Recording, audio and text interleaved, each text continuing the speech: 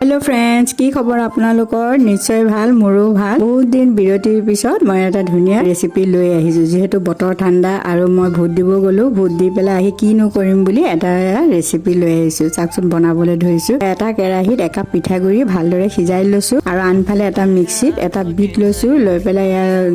গ্ৰাইণ্ডাৰত দি পেলাই ধুনিয়াকৈ ৰস উলিয়াই লৈছো ৰসখিনি চাকনি চাকি লৈছো চাকি লৈ পিঠাগুৰিখিনি যে তাতে দি দিছো দি অকন ঘি দিছো যাতে হাতত লাগি নাযায় নহলে আঠা হৈ যাব ধুনিয়াকৈ খানি ললো খানি লৈ লাডু বনালো আৰু বেলেগো শেপ দিছো যোনে যেনেকুৱা পছন্দ কৰে তেনেকুৱা শেপ বনাই দিব পাৰে তাৰপিছত এযোৰ নতুন ডিজাইনৰ চাদৰ মেখেলা বনাই আছো মানে হৈয়ে গ'ল আজি